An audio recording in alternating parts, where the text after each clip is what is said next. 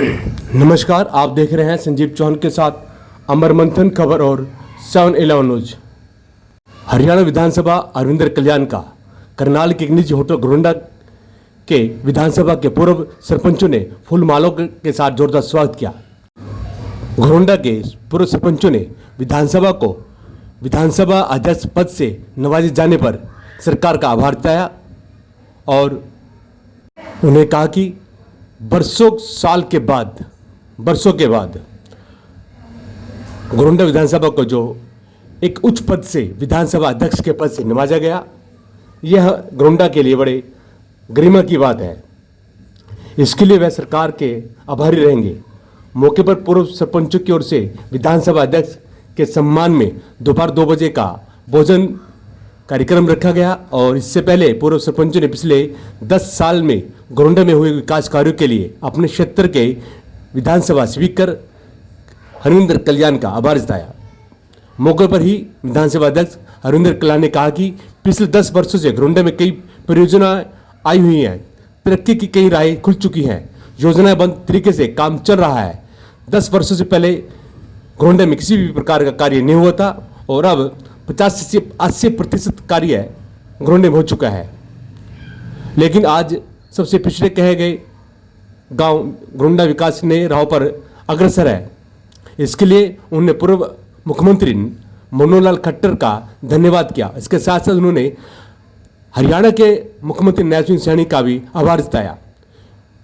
अरविंदर कल्याण ने कहा कि प्रकृति आपदाओं से निपटने के लिए सभी यथासंभव सहायता चल रही है और विधानसभा अध्यक्ष कल्याण ने मीडिया के बातचीत करते हुए कहा कि बारिश के कारण जो बाढ़ की स्थिति बनी हुई है, नदियों का जलस्तर खतरे के निशान पर चल रहा है, इसके लिए प्रशासन व विभाग पूरी तरह से अलर्ट है। प्रकृति आपदा से निपटने के लिए आपदा की घड़ी में सभी को एक साथ संभव सहायता करनी चाहिए।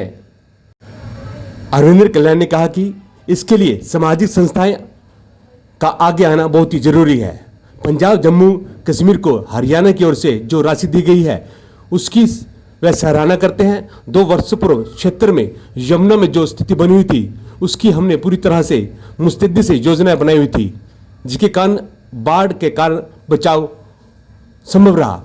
उस पर प्रशासन विभाग व मैन पावर पूरी तरह से अलर्ट रही। उन्होंने कहा कि मुख्यमंत्री ने पिछले दिनों इसकी घोषणा कर दी गई थी।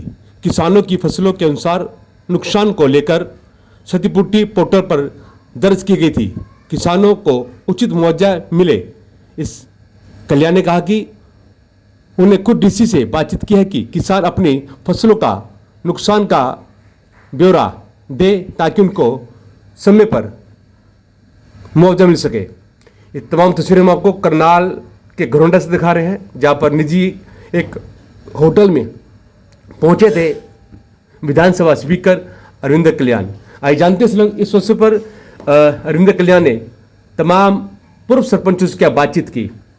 तो इस खबर को आप अधिक शेयर कर, लाइक कर, कमेंट करें और शेयर करना ना भूलें। धन्यवाद। ये राजनीतिक और सामाजिक जीवन में जिस प्रकार का जुड़ाव समय समय पर साथियों से, कार्यकर्ताओं के साथ, सामाजिक लोगों के साथ वो बनता है और ऐसे में वो जुड़ाव एक टीम की तरह आगे बढ़ता है। आज मुझे खुशी है कि मेरे क्षेत्र के जो पूर्व सरपंच हैं, ऐसे कुछ पुराने साथियों ने आज एक भोजन का एक कार्यक्रम रखा है और उन्होंने मुझे उसके लिए आमंत्रित किया और सभी के साथ बैठकर चर्चा होगी। और जब भी साथी मिलते हैं तो निश्चित रूप से हर प्रकार की चर्चा भी होती है और जो हमारे खट्टे मीठे अनुभव हैं वो भी साझा होते हैं। और आखिर में जो हमारा एक लक्ष्य है कि अपने क्षेत्र को हम आगे तरक्की के रास्ते पर लेकर जाएं, तो जब भी हम किसी भी साथियों के ग्रुप में बैठते हैं तो वो चर्चा होती है। पिछले समय में भी जिस प्रकार से हमारे क्षेत्र में काफी विकास कार्य हुए, हर स्तर के विकास कार्य हुए, बड़ी परियोजनाएं भी घरोंडा विधानसभा में आई और बहुत से गांव के अंदर भी ऐसे कार्य जो पिछले वर्षों में हुए हैं। जिस गांव की जैसी जरूरत थी उस गांव की जरूरत के हिसाब से हमने वहां पर विकास कार्य करवाए और प्रयास किया कि लोगों को ज्यादा से ज्यादा सुविधा हम प्रदान करा सकें। मुझे खुशी है इस बात की कि 2014 में जब पहली बार ये जिम्मेवारी मिली, उस समय में जब मनोहर लाल जी प्रदेश के मुख्यमंत्री थे, तो बहुत ही एक पिछड़ा हुआ क्षेत्र हमारा घरोंडा विधानसभा था और उसके बाद लोगों की जो जरूरतें थी, गांव की जो जरूरतें थी, पूरे क्षेत्र के लिए जो बड़ी परियोजनाओं की जरूरत थी, ऐसे सभी कार्य पिछले 10 वर्षों में हुए। ये सही है कि पिछले 5 वर्षों में कोरोना काल के कारण से विकास कार्यों में उस गति में थोड़ा एक बाधा जरूर आई है, परंतु उसके बावजूद भी एक बहुत सारे ऐसे कार्य जो लगातार अभी भी चल रहे हैं। 2014 में जब मुझे जनप्रतिनिधि के नाते जिम्मेवारी मिली, तो मेरे क्षेत्र के लगभग 16-17 गांव ऐसे थे जो 50% से लेकर 80-90% तक बिल्कुल कच्चे थे और जिन गांव की इस प्रकार की हालत थी तो उसमें अन्य क्या सुविधाएं होगी उसका हम अंदाजा लगा सकते हैं।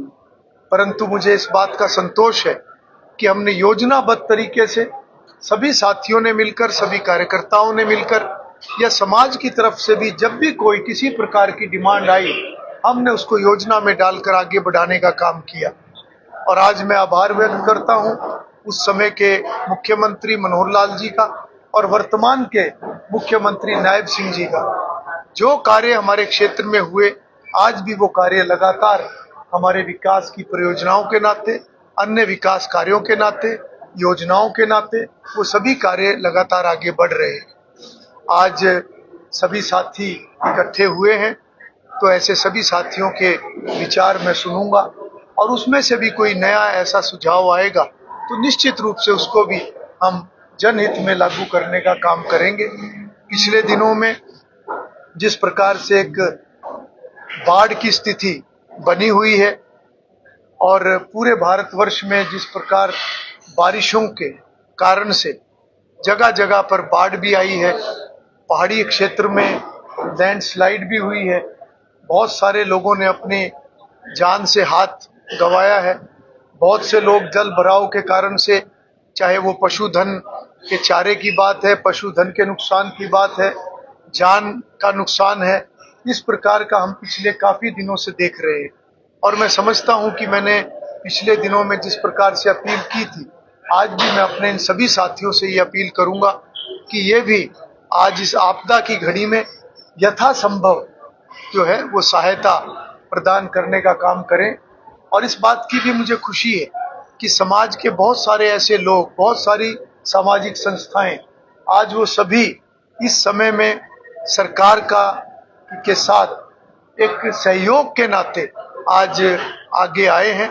और पंजाब को भी जो हरियाणा सरकार की तरफ से, पंजाब और जम्मू कश्मीर को भी जो एक राशि, सहायता राशि हरियाणा की तरफ से प्रदान की गई है, उसकी भी मैं मुख्यमंत्री जी की इस पहल की मैं सराहना करता हूं, क्योंकि ये बात हमें समझनी पड़ेगी। और मैं इस बात को मानता हूं कि जब भी कोई प्राकृतिक आपदा आती है तो वो किसी एक राज्य या एक सीमित इलाके के लोगों का वो कार्य नहीं रहता, वो सभी को मिलजुल कर, ऐसी आपदा की घड़ी में सभी को मिलजुल कर उसमें आगे बढ़ने की जरूरत है। और जितना भी हो सके बाढ़ पीड़ित जो लोग हैं उनकी आज हम मिलकर सहायता करें, ये हम सभी का ये उद्देश्य होना चाहिए। एरिया में और इंडी एरिया में कितने क्षेत्रों में, हालांकि गाँव में पानी नहीं गया, आपके घरोंडा हल्के में और इंडी में कितनी फसल प्रभावित हुई? देखिए, जो बरसात के कारण से जो हालात बने हैं उसमें बहुत सारी नदियों में जो जल स्तर बढ़ा है उसके कारण से बहुत जगहों पर दिक्कत आई है। चाहे वो टांगरी की बात है, चाहे वो घग्गर की बात है, चाहे वो यमुना की बात है, या वो अन्य नदियां जो अन्य प्रदेशों को जोड़ती हैं, उन सभी की बात है। तो काफ़ी नुकसान अन्य राज्यों में बहुत ज़्यादा नुकसान हुआ है। हरियाणा में भी कई जिलों में जल भराव है और जो यमुना का क्षेत्र है, मैं इस बात से मुझे संतुष्टि है कि 2 वर्ष पूर्व जिस तरीके से यमुना में बाढ़ आई थी, उसके कारण से तटबंध टूटे थे।